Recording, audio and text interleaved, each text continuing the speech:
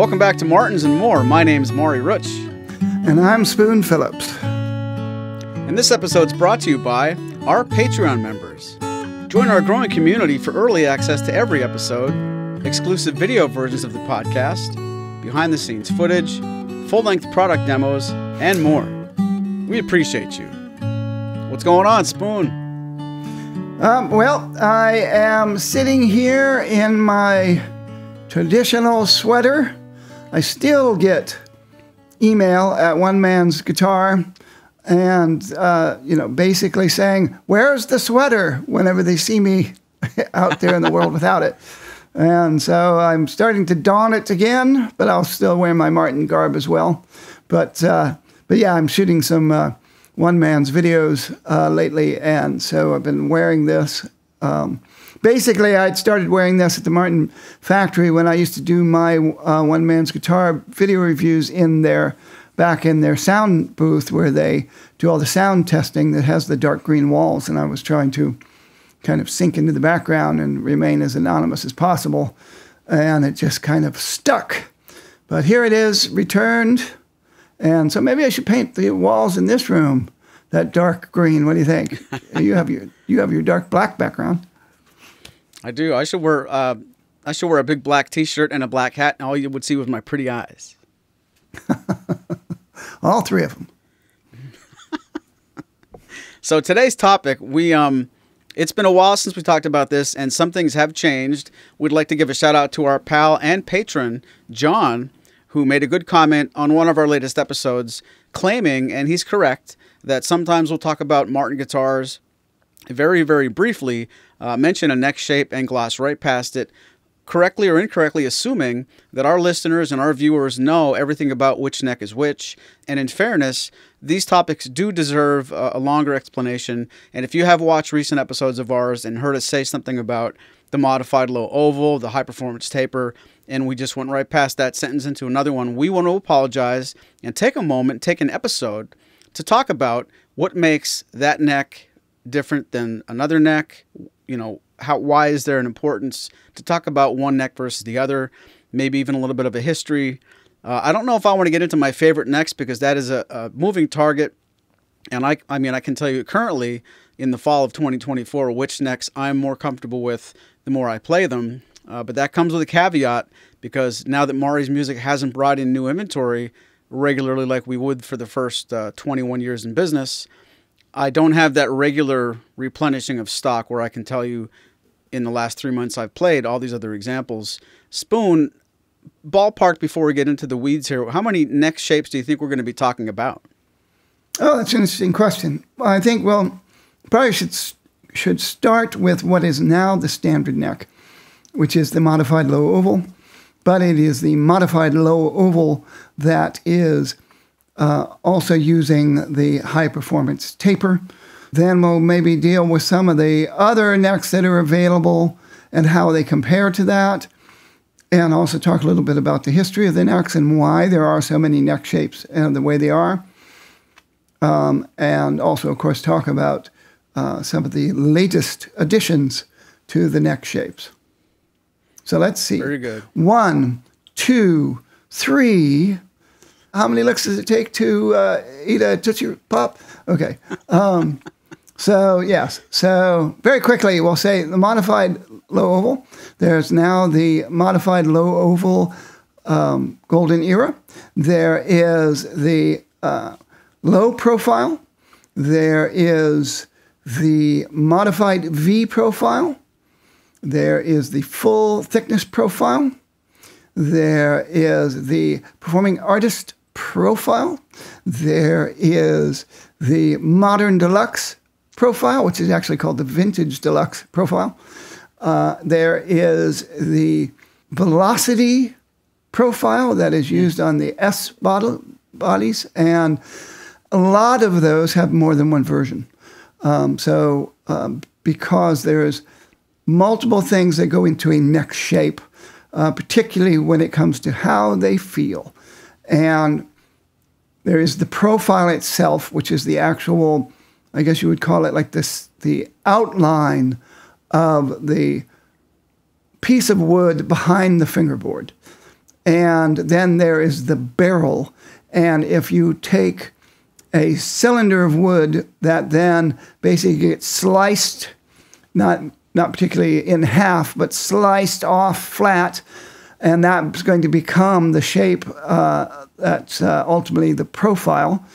The barrel is the full circumference of that circle, and so depending on the shape of the heel and other things, the barrel can be rounder or wider or tubbier, or however you want to put it. So there's something to the shape of the barrel that is involved in this, as well as the profile as to whether it's got a V or how flat it is, what the cheeks are like, where what I call the cheeks, the area of the barrel as you're approaching the fingerboard.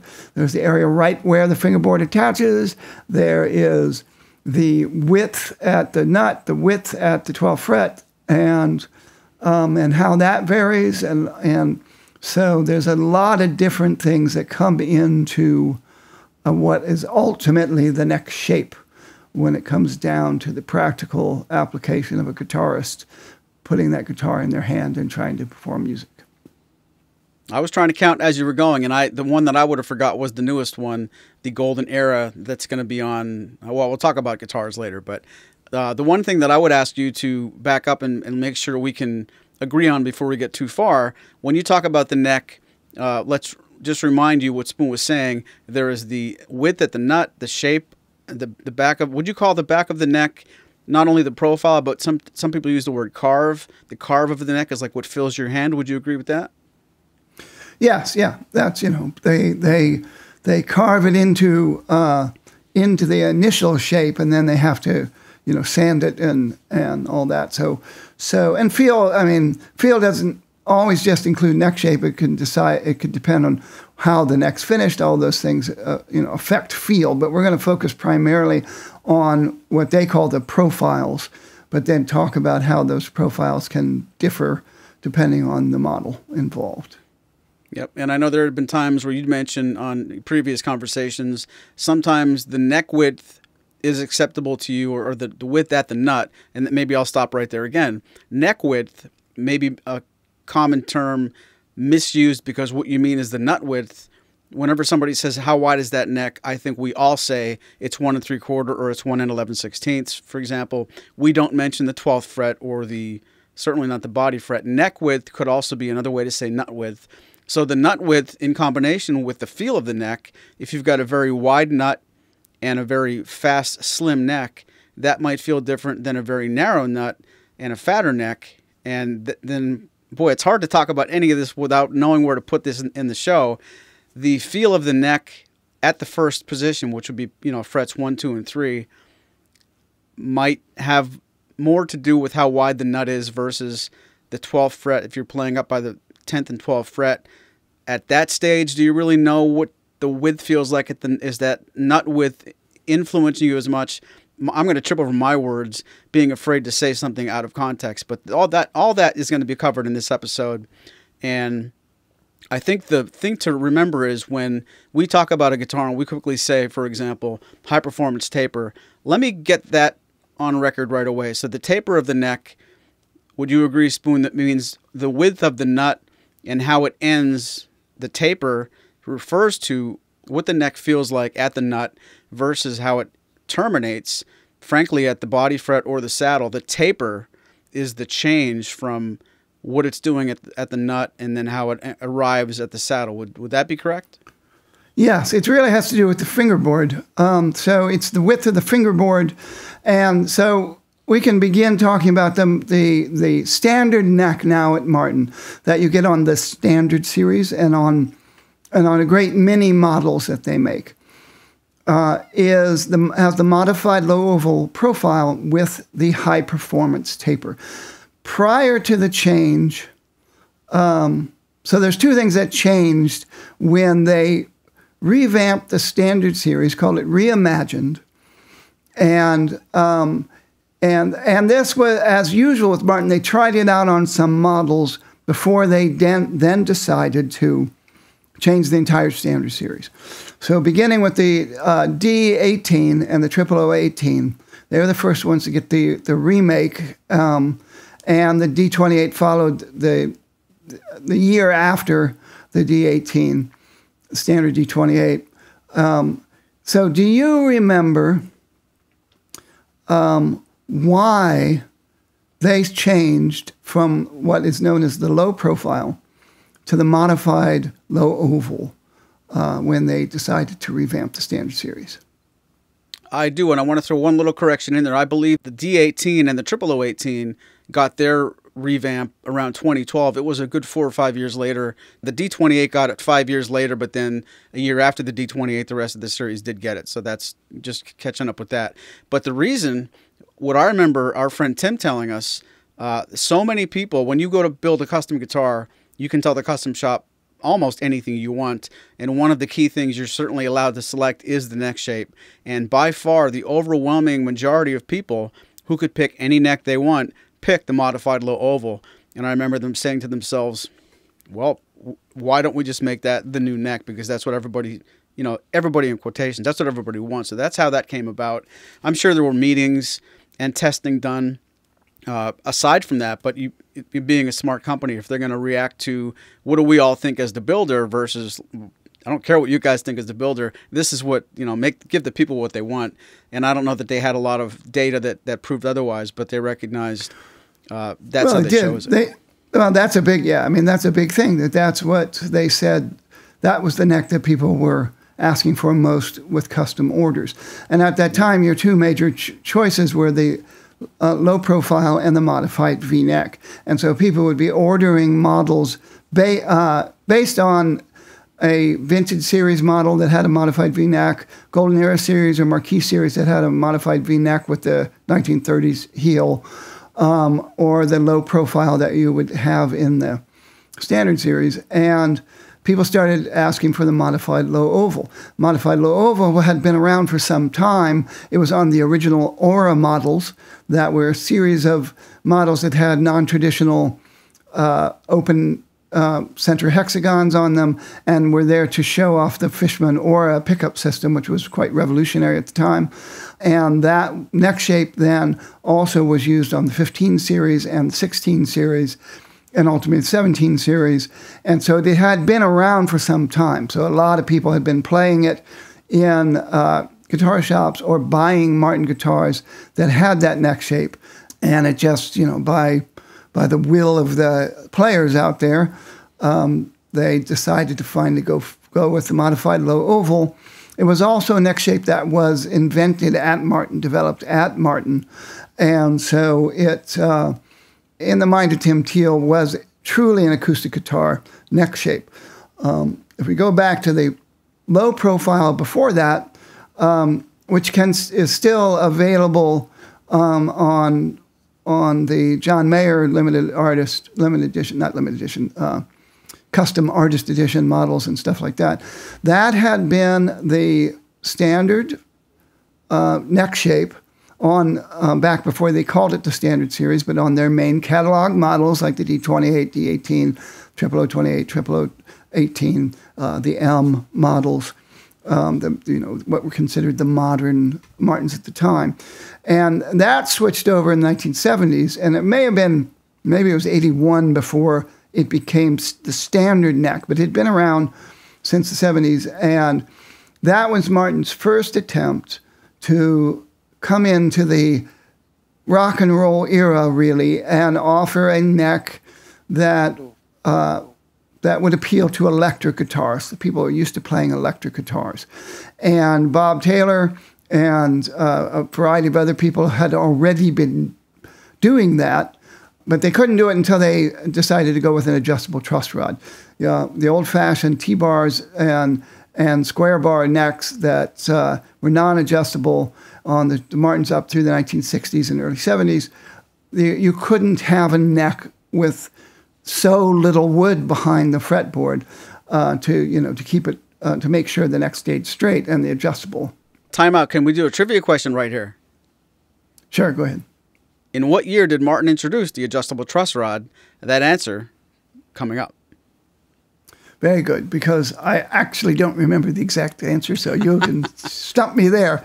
But So that was, it was really designed around appealing to electric guitarists and people complaining more and more about the big fat Martin necks compared to their Tellys and their Les Pauls and all that, and the jazz guitars out there. And other acoustic guitarists, particularly builders in Asia, were importing a lot of guitars that had very narrow necks and very skinny necks.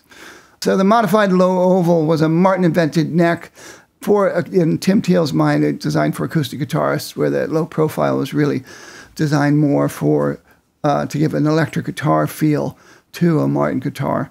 So those are the main standard necks. Prior to this reinventing of the standard series, with the exception of the D18 and Triple 18 revamp earlier this century, the standard taper for the necks, which they still offer on several models, the standard taper had a 1 11/16 inch width at nut and 2 1/8 width at the 12th fret, matched with string spacing that was 2 1/8 at the saddle. And their 1 3/4 inch necks had a wider 12th fret. And so that's what's important, because you were saying at the beginning of this episode that people will say it has a 1 11/16 inch neck or it has a 1 3/4 inch neck. That means less than it used to, because the 1 3/4 inch necks up until the reimagined standard series had a width at the 12th fret of 2 1/4. And on the standard OMs and other guitars that had 1 3/4 inch neck, you had 2 1/4 string spacing. So it was a wider neck, and that also meant a fatter neck as you go up the neck. The girth behind the neck was also, in the profile, was also fatter as a result. And so it was a bigger handful. So a lot of people who liked the 1 3/4 inch width nut down at the down where you play in those first 3 frets. And as everybody knows, the old saying, there's no money above the 5th fret.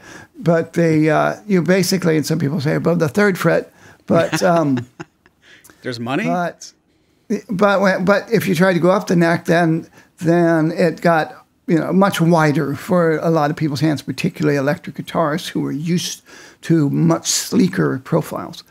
And so they shocked the world when they came out with the high performance taper, and combined it with the modified low oval to invent the modern standard Martin neck.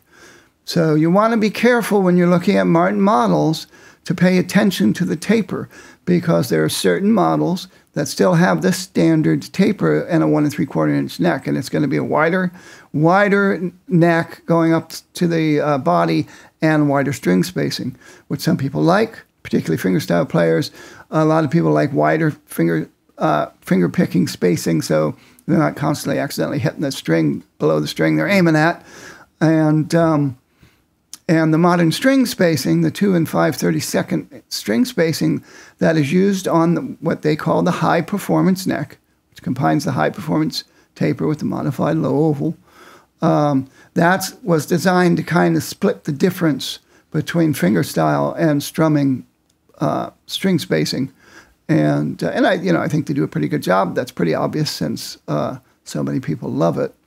But so we've already talked about the taper and how important the taper is, and how, again, that's kind of a nod to modern guitarists who play electric guitars or to compete with a lot of guitars out there that for a very long time have always had a much narrower neck up and fingerboard up near the body or into cutaway, if you're playing cutaway models, than Martin had been offering prior to 2018 and the revamping of the standard series.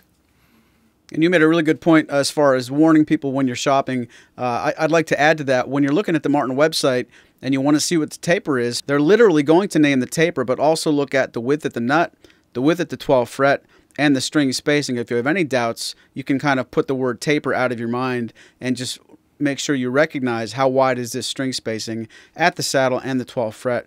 And to some players, depending on how you play and what you get used to faster. You might be more interested in how wide the strings are across the neck at the 12th fret and at the saddle than anywhere else. And if you're watching the YouTube video of this, please let us know in the comments what's more important to you as a player. Do you recognize the feel of the guitar in your fretting hand more at the nut, or do you recognize the difference more at the saddle? And from my days being in retail, if I remember correctly, more of my customers who took the time to answer, whether it was in person or in an email, if they recognized at all, which some people don't, they seem to notice more what's going on, how wide the strings are, how far away from each other they are on the right hand, on the strumming hand, which I thought was interesting too. I can probably say the same if I'm playing my OM28V all the time, which is the wider 1 3/4 inch nut. And notice I didn't say widest, wider, because it still gets wider in some models. I can go to an 11/16 or a 1 11/16 inch guitar. I feel it, but it doesn't bother me as much. I don't make as many mistakes fretting chords, but I certainly will go to pick a string and it's not there. I'm on the side of it. I probably admit my muscle memory recognizes the change in the width of the strings in my picking hand more. I don't know if I ever asked that of you, Spoon. I think that's fair. I nowadays play what's now old-fashioned 1900s 1 11/16 inch low-profile necks, and it's really what I came up with Martins, my first Martins, and I fell in love with the wider neck that you have on your OM28V and changed to that, and then added on the Golden Era version of that, which we'll get to later on. But then my old high school football injuries took their toll, and I really had to, because the basal joint at the base of my thumb, I really have had to abandon those necks and went back to the skinnier necks. I kind of regret on my most recent custom that I have of not going with the high performance taper. I sometimes wish I had just a little more room down there at that first fret, but I remain, for the most part, happy with what I do have, and it's such a personal thing. There are people with very long, slender fingers who like one thing, and there'll be somebody with a wide hand and like a workman's hand with short fingers and very wide palm and all that like the exact same neck that the guy with this, the long willy hand has. So it's a very personal thing. So we spent all this time talking about the taper and the fingerboard, and we haven't even really talked about the profile. So the modified low oval, some people might be saying, well, what's modified about it? That's because Martin first came out with the low oval, and that too came out with some like special edition models when they were trying out, as they often do, trying out new things and trying to come up with an alternative to the low profile and the modified V-neck, and again trying to stay competitive. And so the whole high performance thing with a 1 3/4 inch nut, but a skinnier neck as it goes up. And to my mind, to my mind and my hand's mind, if you will, it's much more like the old 1 11/16 inch neck that's cheated out a little bit down in the first 3 frets than it is like any 1 3/4 inch neck made prior to the introduction of the sleeker taper. So, but the modified low oval, as you might imagine, has a bit of an oval shape. And if you continue the barrel around in 365 degrees into basically a sanded down rod, it would have an oval look to it, much more so than the low profile or the modified V. And like I said, they introduced it and then modified it just like they did with the V-neck, which is the modified V means it is not identical to the V-neck shapes that they were making in the 30s and that they were still making on special orders for dealers who wanted it when they were going up into what we now call the full thickness neck. So they modified it for the vintage series, modified it further for the Golden Era series and the Marquis series, which are closely related and have identical necks. So the modified low oval. Gets a lot of thumbs up. It's one of the few Martin necks that actually gives me some hand fatigue. And there's just something about when I play the unfretted F shape, no matter when I'm playing it on whether I'm thumb fretting or not on the neck, it bothers a nerve in my first finger. And so I owned it for a while on a D18 retro, but it just didn't work out for me. So I've had to go with custom necks since.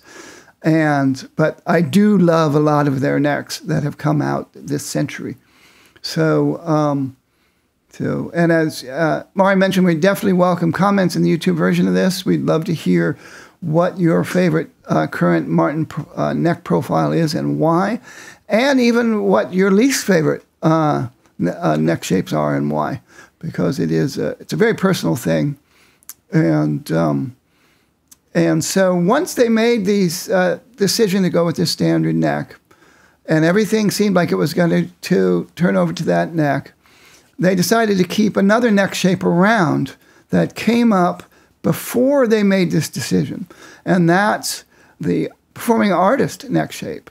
So they really surprised the world by coming out with the performing artist series of instruments that were clearly exactly to do a toe-to-toe, same weight class in terms of neck shapes, competition for the Taylor necks, for the Taylor Guitar Company.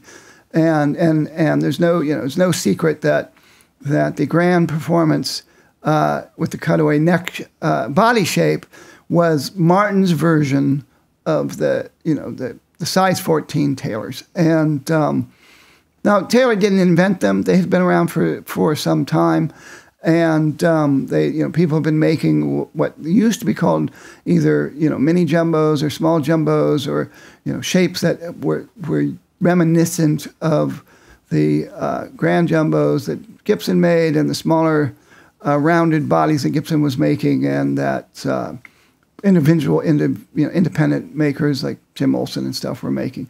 But the Taylor was definitely the Model T, the one that everybody thinks of and took off. And these were designed to attract Taylor people. They had the best Fishman electronics in the top tier models, and then less expensive electronics in the lower models. They made them in Dreadnoughts.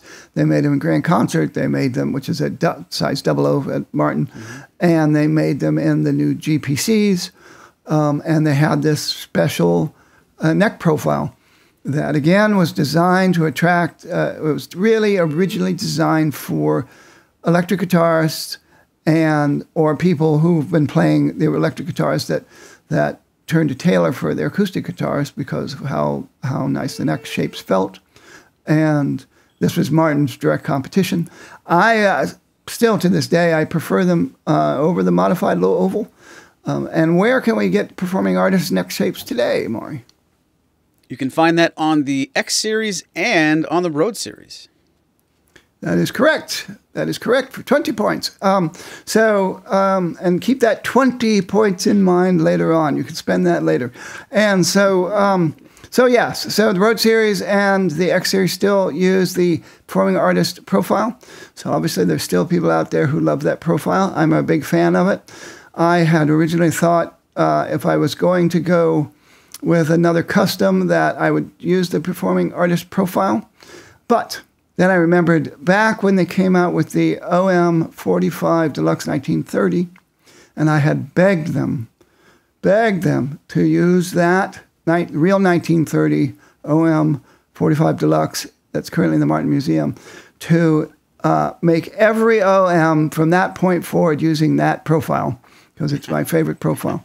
They promised me when they decided they were only going to put it on that authentic model, that authentic series model, that I could get a custom with that someday. And I was expecting to do that until the Modern Deluxe series came out, because the neck on the Modern Deluxe series, called the Vintage Deluxe Profile, is actually inspired by that 1930 OM45 neck to a very close degree. It's like they took that neck and shaved off or trimmed off all of the fatness up in the upper frets that you got in those days. And even though it's that original Martin is an unbelievably low-profile neck for a vintage Martin, and a lot of Martin necks really were in the 1920s up until you got up into the early 30s when they realized that 14-fret necks needed a little extra protection, stabilization, and so they started making the necks bigger and bigger and chunkier. But fantastic. In my mind, one of my favorite profiles now that I have more than one, is the Vintage Deluxe profile on the Modern Deluxe series. And you would know because you're guilty of playing that original 1930 in the Martin Museum whenever Mike Dickinson sees you coming. Whenever he'll take it out for me. But usually I'll use an excuse because I'm playing, I was doing a review of a Modern Deluxe, guitar. But and usually I'm behind the camera, and I never think to say, wait a minute, one more minute, let me have at it. I'm always the one like making sure I get a picture of it, and then it's too late. But I digress. Well, before that series came out, and before that OM was made, and before the OM 28 Authentic 1931 was made, Martin had been making modern guitar necks. Even the V-necks were symmetrical. Basically, this V ran down the center, and you basically had the same shaping on either side. And some people who know me or have watched some of these programs, I happened to be in the custom shop office when they showed me this new gizmo they had that was like it had, I guess, solid metal, like aluminum or sides, and then the interior of it was made up of a zillion very tiny rods of some sort of rubber. And I think it was even bright pink. But you could take that thing and you could squish it onto something, and you would get a perfect mold of the shape of that thing. And they went and they applied it to that 1930 OM 45 Deluxe for the first time when I was there. And everybody was astounded to see how the bass side, and I don't remember what fret it was, 6th fret, whatever, wherever they do that. When they carve necks, they have these metal guides that show them where they need to shave down a little bit. But they only used, I think, 3 of them. One at the 1st fret, one at the whatever it's 5th, 6th fret, and then one higher up.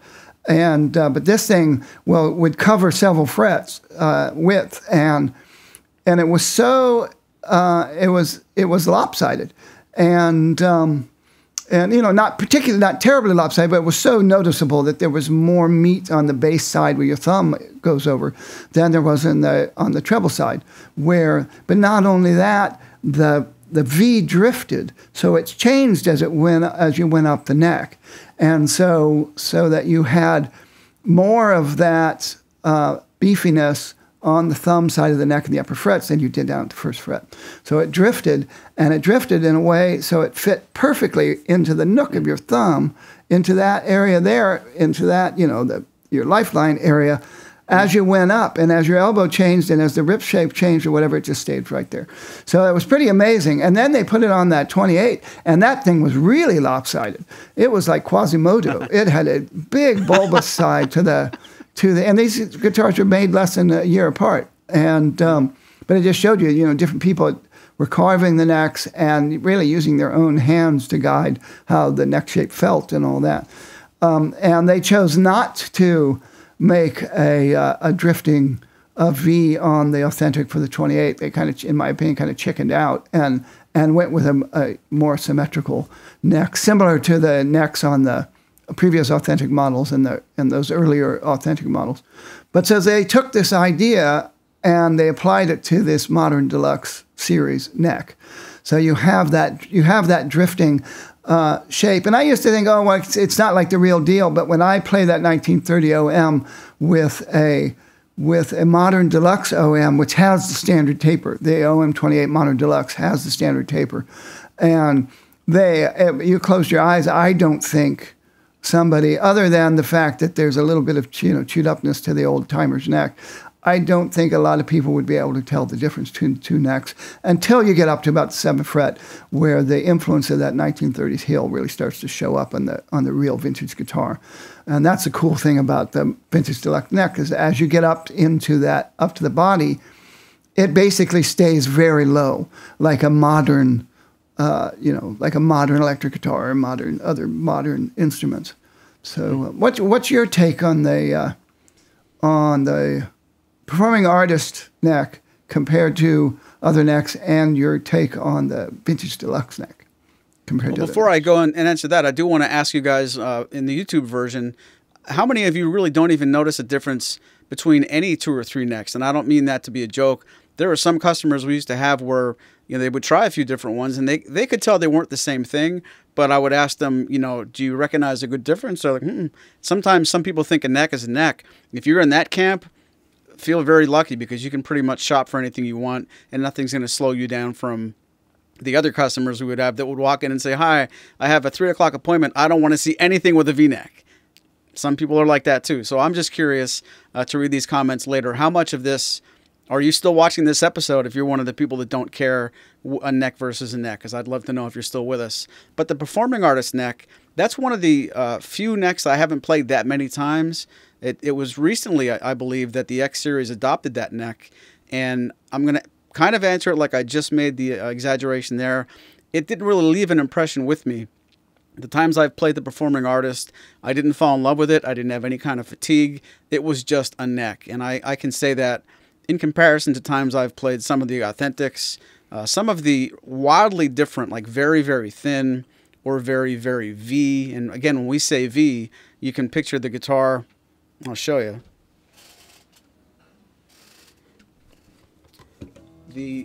This neck is facing this is a V right here. So the center of the neck is closer to the camera than the shoulders or the cheeks. But I can definitely say that I remember playing a V-neck versus a low oval, playing low oval versus a modern deluxe. I don't have a big memory of the performing artist, so it must just be sort of neutral to me. But my answer is wildly different to say that I do like the modern deluxe neck so much that I've been on record pretty recently saying if I had to do it all over again, I would probably buy a modern deluxe neck-equipped Martin if I was shopping again. I like it more than my neck, and that's only playing them. They haven't been around more than 4 or 5 years. That's a neck that I have fallen in love with. Yeah, I think it's remarkable how comfortable it is. It's remarkable how little mass there is to the back of the neck when you go up into the upper frets. It's interesting the way you put that about the performance artist, that you don't remember it, that it was just a neck. It didn't leave a negative impression or a positive impression. One of the things I think both of these profiles have in common is one of the highest compliments I can pay for a neck, particularly if I'm playing guitars I'm not familiar with by other makers that I don't play very often, is if I forget about the neck after I start playing it shortly. After I've been playing it for a while, and if I completely forget to focus on the neck shape, that to me is a very high compliment. It's like I don't notice it at all. I remember saying that about the performing artist neck when it first came out, and I was taken to the factory, and they had me look at all those models and go through them all. And I've always been one of those people that if it's new and different, it's bad. And mentally you expect that. But it won me over very quickly because of that, because I very, very quickly lost any conscious awareness of the neck profile. And the same thing with the modern deluxe. When I play those, I notice it at first. Because I know to look for it. I know to pay attention to how the apex of the V of the neck, it is very, very, very subtle. Even that old 1930s OM 45 Deluxe, most people would say, this is not a V-neck. They're used to the modern Martin V-necks or the late 30s V-necks. But same thing. It's very subtle, but the apex of that neck just fits perfectly, no matter because you start out with your hand like this, and then you move up, and pretty soon it's like this, and then pretty soon you're absolutely parallel. When you get up into your bar chords, become easy to play in parallel, and then you get up toward the neck, and then you run into a different problem when you have a cutaway and you can only get up into the treble area. Those necks are just effortless. They become effortless to play. And it doesn't matter whether you have the high performance taper, which you get on most of the modern deluxe, or if you get the standard taper, which I think is only on the OM28 Modern Deluxe and the 12 fret, the new 12 fret Modern Deluxe. Some people know that a 12 fret Martin, until quite recently in their history, after they went to 14 frets, if you got a 12 fret Martin, you got a 1 7/8 inch neck width and 2 3/16 wide spacing. So those are very big, wide necks. And when you play them from the 19 teens and 1920s, they don't feel that big because they don't have the girth behind them that you get in the later 30s and up into the modern era. So where you get, bigger, fatter neck and behind them. So that's, again, I say it's all connected. It's not just the profile because having a big, thick barrel, doesn't matter what profile you have to reach around it more. So your hands have more, your fingers have more distance to travel. Also, it depends on your style. You love your modified V-neck. The modified V-neck and the old V-necks that were developed in the 1800s and coming up into through the modern era were designed for people who played with what they called the American style, which is where your thumb comes up over and you're typically fretting your bass note with your thumb. And so it's designed to fit in that cup of your hand. The Spanish style, where you have the correct technique for a classical guitarist in Spanish style, is you have your thumb at the very back of the neck and parallel to the frets. And that's a very different thing altogether. And so some people who grew up playing classical guitar don't like V-necks because they don't like having to place that thumb at the apex of the V and it not have a flat surface like you get from a classical guitar. So I think that's what I liked about the low profile. The low profile I thought worked with both, and I do both just unconsciously, and as well as my thumb being all over the place because I'm self-taught and might as well be Sherry Lewis's Nutty Professor when it comes to my technique. But yeah, so two very different neck profiles, and yet both of them are quite effortless to play, and which I think I'll say will lead us to, because when you have let's say you have your vintage deluxe profile that you have in the Modern Deluxe series, and it's a great example of the Modern Deluxe, which looks like vintage Martins, but upscale with very old vintage Martin appointments like wood binding. And then you also have a mixture of that with modern technology like the vintage tone system, torrefied tops and bracing. And you have the carbon fiber and Adirondack spruce bridge plate, and also the liquid metal bridge pins, all that stuff. And that neck is an amalgamation of a real 1930s neck. I'm not the only person who says it's one of the greatest necks ever made, but with the modern taper on most of the models and a very modern neck heel, so the action stays very low in the upper frets.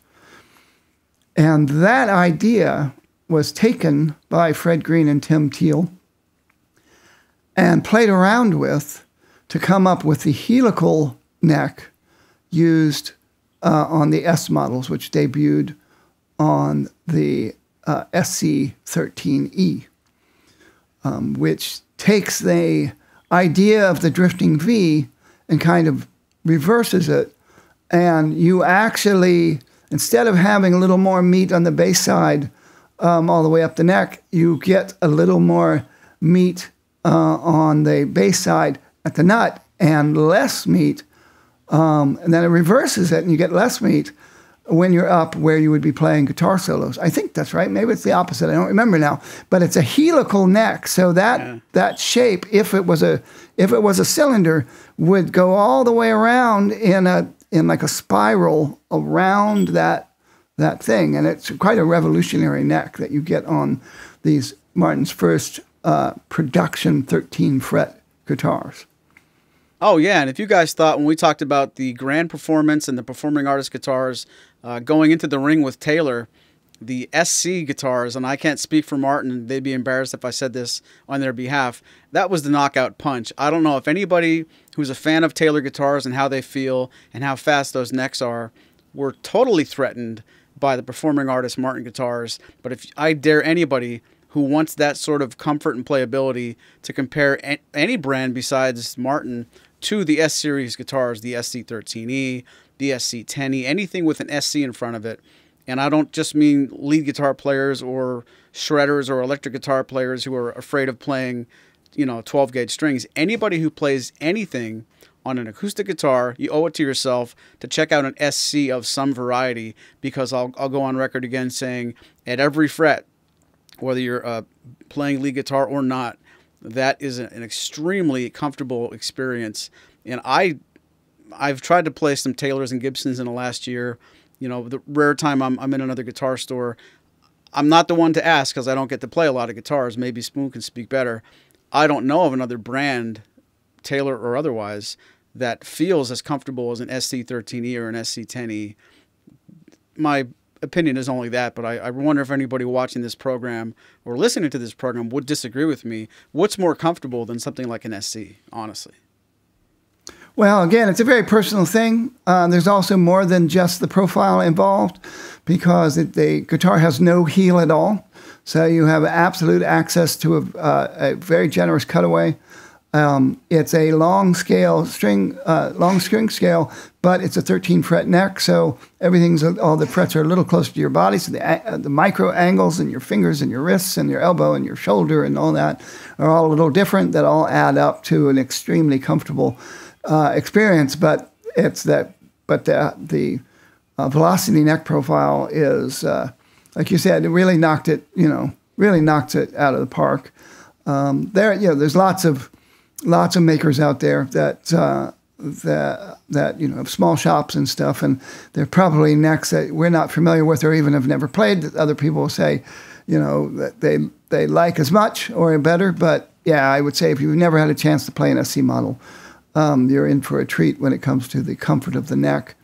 And it's certainly the most futuristic guitar that model, that Martin has put out as regular models in the catalog. And it's an asymmetrical body. It's got unique bracing because it's an asymmetrical body.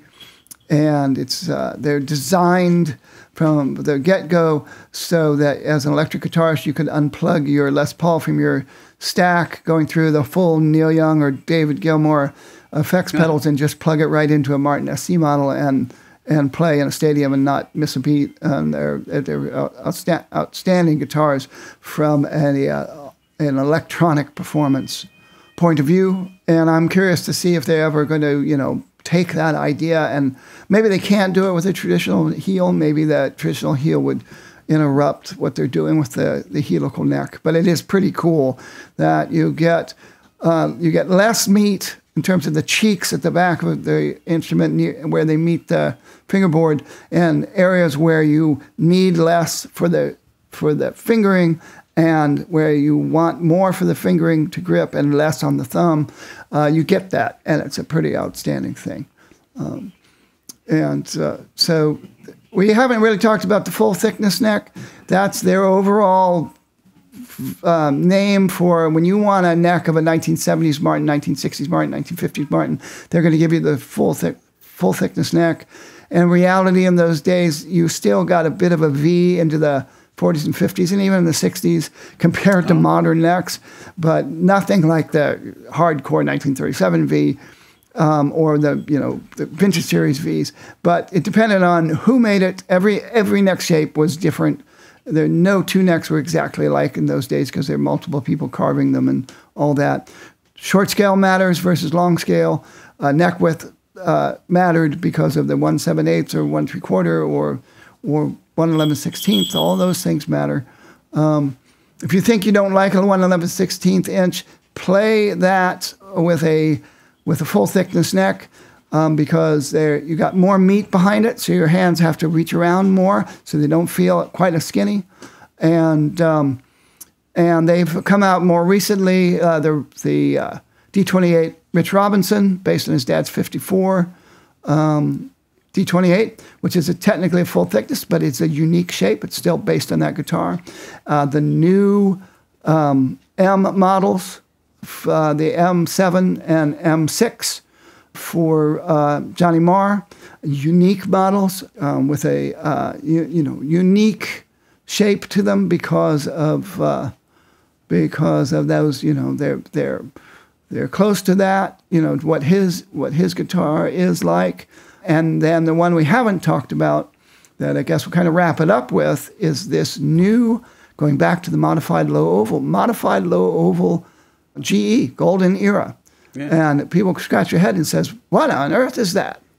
So this is on, what is this new model? You talk about the model, and then we'll get into the next shape. If you don't mind, I'm going to go to the shores of Hawaii to tell you that it's the Martin HG Oahu.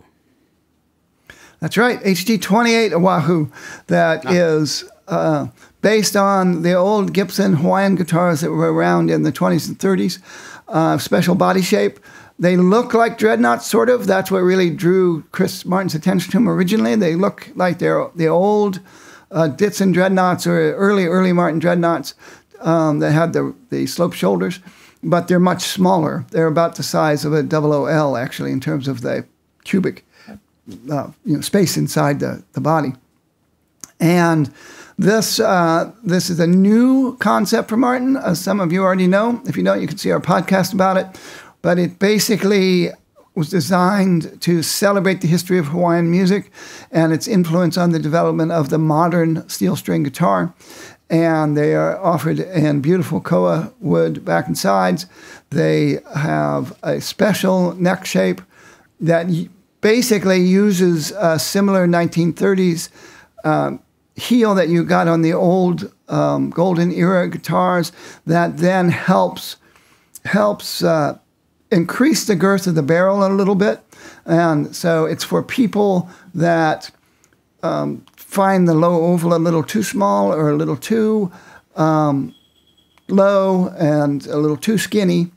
And so, but more than that, it also has the Authentic Series fingerboard to it, which a lot of people don't know has a different shape to it. The fingerboard rolls off a little bit at the outside of the fingerboard. It's one of those little, what used to be sort of a trade secret when Martin started making their authentic models. And so it's got that as well. And they ran these things by prototypes and stuff by professional, traditional Hawaiian musicians and, slack key guitar players and stuff like that as they were developing these. And Oahu is not the name of the model, it's the name of the series, and there are going to be more Oahu Martins coming out in the future. Whether they all have the same body size, probably different tone woods, it's kind of up in the air right now because I know there's still a lot of debate going on inside the company of what they're really going to do and when. So very exciting, but it is a new neck shape that unfortunately I haven't been able to play yet because we were expecting these guitars in the stores by now and they haven't made it to New York City yet, and my current obligations don't let me go to the factory to play one. So hopefully one of us will get one in our hands soon so we can comment personally about how this new neck feels. It's a short scale guitar as well, so that's kind of interesting because the short scale, long scale definitely makes a difference to the feel of a profile. And I know people that don't like a short scale with a bound fretboard, but like a long scale with a bound fretboard. It feels different. Oh. Every little thing can contribute to how a neck shape feels. So again, we'd love to hear your guys' thoughts about neck shapes, pros and cons. Is there any neck shape they don't have anymore? Anybody out there really want the old modified oval or the old original V's that they started making on the limited editions in the 70s before they modified them? Your voice deserves to be heard, so shout out. Unless you're one of those that says they don't make any square neck dobro HD28s, you can't be. Your voice doesn't count for that. There are plenty of Hawaiian guitars that were made for dobro style, but they don't have those big square necks. It's for sure. But I'd say there's at least 20 varieties out there of neck profiles with tapers, with scale length, with heel shape, and just as a fact, you can get Golden Era series guitars that don't have the 30 style neck because they didn't start bringing that in until they made the OM18 Golden Era. So all kinds of, and we didn't even talk about the authentic necks. We got the brand new 00042 authentic 1941 artist model for Joe, and I always say his name wrong, so you say his name. Joey B. Joey B. Thank you. That's a good way to get around it. Boss. Hold on. I'll save you. I'll save you. Yeah, go ahead. Joe Bonamassa. Bonamassa. I always say Bassamana. So I think it's maybe time we close out this episode with an exciting version of 20 questions. It is time. It's not revenge, though. I played a game of revenge with you last week and failed. So let's take the revenge out of it. Let's just have fun. We're two friends. We don't have to be that competitive. It is again my turn. You deserve that. It is again my turn to guess which guitar you're thinking about. Are you ready with something in your brain?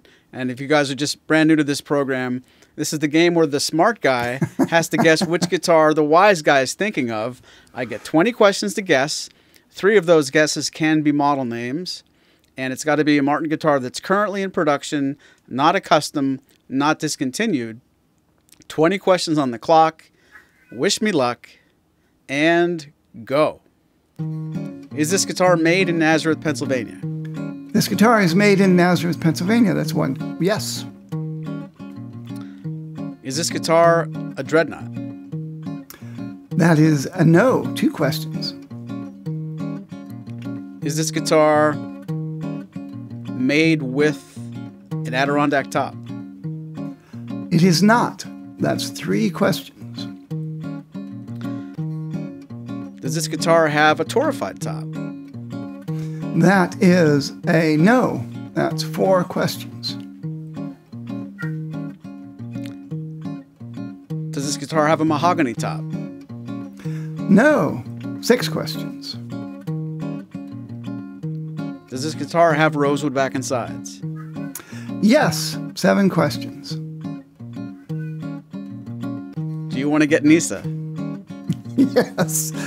That question doesn't count. Unbelievable. Get in here. What's the matter with you?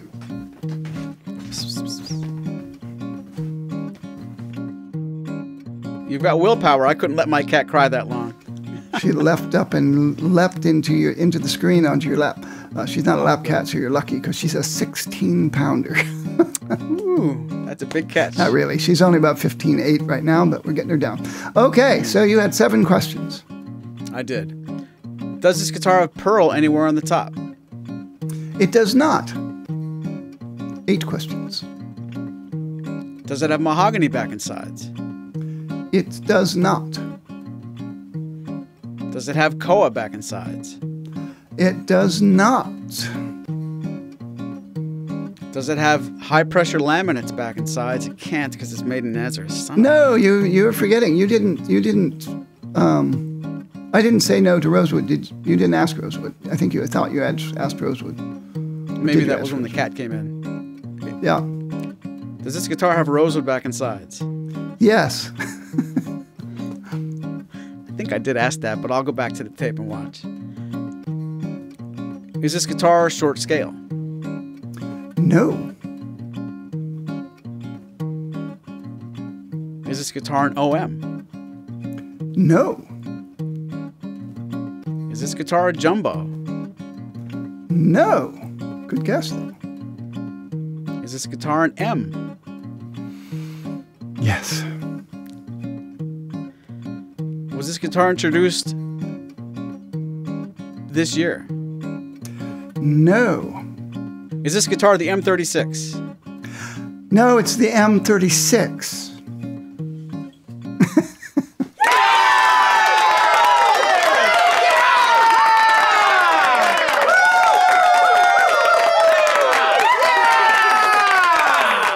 I thought it was going to slip through.